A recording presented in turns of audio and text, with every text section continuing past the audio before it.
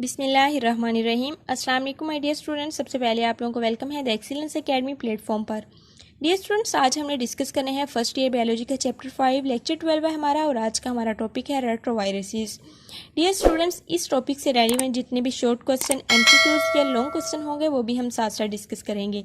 लेकिन उससे पहले आप लोगों से रिक्वेस्ट है कि अगर आपने अभी तक मेरे चैनल को सब्सक्राइब नहीं किया है तो काइंडली आप मेरे चैनल को लाइक, शेयर एंड सब्सक्राइब कर दें। Thank you so much. Dear students, यहाँ पे आपको रेट्रोवायरसेस का स्ट्रक्चर दिखाया गया है, इसे भी हम डिस्कस करेंगे डिटेल में, लेकिन उससे पहले हम थोड़ा सा इंट्रोडक्शन पढ़ लें कि रेट्रोवायरसेस होते क्या हैं। डियर स्टूडेंट्स, रेट्रोवायरसेस को ऑन्कोवायरसेस या ट्यूमर वायरसेस भी कहा जाता है। ये बहुत इंपॉर्टेंट एमसीक्यूज है, एमसीक्यूज के लिहाज से आपने ये तीनों नेम याद रखने हैं।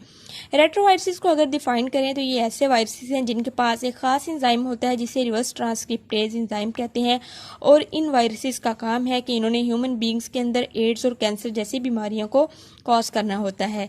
इस वजह से इन्हें रेट्रोवायरसेस का नेम दिया गया है। रेट्रोवायरसेस में अगर मोस्ट फेमिलियर वायरस की बात करें तो HIV इसकी बेस्ट एग्जांपल है। आपने इसे याद रखना है एमसीक्यूज के लिहाज से। रेट्रोवायरसेस अदर ऑर्गेनिजम्स के अंदर भी बहुत सारी डिजीजेस कॉज करते हैं, जिसमें टॉप पे हमारे पास रूडेंट्स आते हैं। ये भी एमसीक्यूज है। डियर स्टूडेंट्स, रेट्रोवायरसेस के पास खास एंजाइम होता है जिसे रिवर्स ट्रांसक्रिप्टेज एंजाइम कहते हैं। इस एंजाइम का काम होता है कि इसने खास प्रोसेस करवाना होता है, और उस प्रोसेस का नाम है रिवर्स ट्रांसक्रिप्शन। रिवर्स ट्रांसक्रिप्शन ऐसा प्रोसेस है जिसके अंदर एक सिंगल स्ट्रैंडेड RNA कन्वर्ट होता है एक डबल स्ट्रैंडेड DNA के अंदर एक खास एंजाइम की मौजूदगी में, जिसे रिवर्स ट्रांसक्रिप्टेज एंजाइम कहते हैं। ये भी बहुत इंपॉर्टेंट एमसीक्यूज है। आपकी बुक में एक टर्म मेंशन की गई है जिसे प्रोवायरस का नाम दिया गया है। प्रोवायरस या प्रोफेज, बेसिकली ये दोनों सेम टर्मिनोलॉजीज हैं। डियर स्टूडेंट्स, हमने देखा था जब हमने लाइसोजेनिक साइकिल पढ़ा कि प्रोफेज, हमने वहाँ पे ये वर्ड पढ़ा था। प्रोफेज ऐसी फेज है जब होस्ट के साथ वायरल DNA जाके अटैच करता है। होस्ट के DNA के साथ, यानी कि बैक्टीरिया के DNA के साथ बैक्टीरियोफेज DNA अटैच करता है, और बैक्टीरिया के DNA और होस्ट के DNA साथ साथ फिर रेप्लिकेट करते रहते हैं। तो हमने देखा था कि जो लिटिक साइकिल है वहाँ पे जो वायरल DNA है वो कम्प्लीटली जाके होस्ट के DNA को कंट्रोल करता है, लेकिन इसमें ये कंट्रोल नहीं करता बल्कि उसके साथ जाके अटैच होता है। इसे हमने प्रोफेज का नेम दिया था। तो आपने ये एमसीक्यूज के लिहाज से याद रखना है। अब हम स्ट्रक्चर की बात करते हैं। डियर स्टूडेंट्स, रेट्रोवायरसेस जो है उनका स्ट्रक्चर जो है सर्कुलर होता है, और इनके पास एक प्रोटीन का कोट होता है जिसे कैप्सिड का नेम दिया गया है, और इनके पास 2 RNA मौजूद होते हैं, सिंगल स्ट्रैंडेड RNA। ये भी एमसीक्यूज हैं सारे, आपने एमसीक्यूज के लिहाज से याद रखने हैं।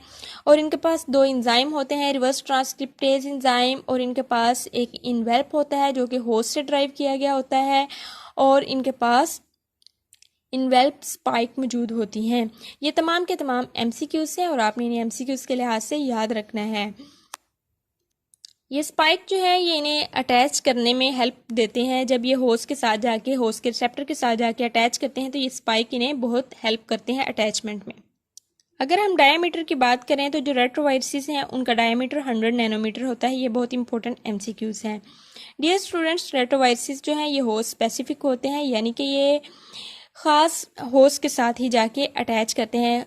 वो कौन से होस्ट होते हैं जिनके साथ ये अटैच करते हैं? डियर स्टूडेंट्स, ये होस्ट स्पेसिफिक होते हैं। मेन ये इनके कुछ होस्ट होते हैं जिनके अंदर इनके कुछ खास रिसेप्टर मौजूद होते हैं। ये उन रिसेप्टर के साथ जाके बाइंड कर जाते हैं, जैसे कि एड्स में एड्स का जो वायरस है वो अपने खास रिसेप्टर के साथ ही बाइंड करता है, और फिर ही ये बीमारी कॉज करता है, एड्स को कॉज करता है। और कुछ वायरसेस जो रेट्रोवायरसेस ऐसे भी हैं जो कि होस्ट स्पेसिफिक नहीं है, ये किसी भी सेल के साथ जाके अटैच करते हैं और फिर उनमें डिजीज कॉज कर देते हैं। ये होस्ट स्पेसिफिसिटी की अगर हम बात करें तो इनमें ऑन्कोवायरसेस भी आते हैं, ये काज करते हैं कैंसर ह्यूमन बींग्स के अंदर।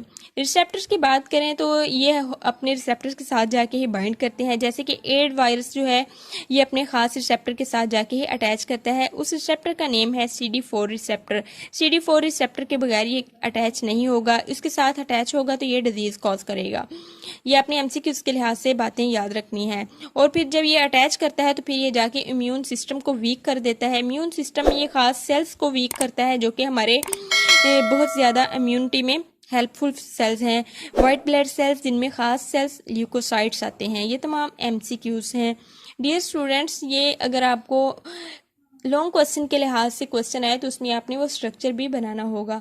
होप सो आपके लेक्चर समझ आया होगा। काइंडली आप मेरे चैनल को लाइक शेयर एंड सब्सक्राइब करें and stay connected for more videos. Thank you so much. अल्लाह हाफिज़।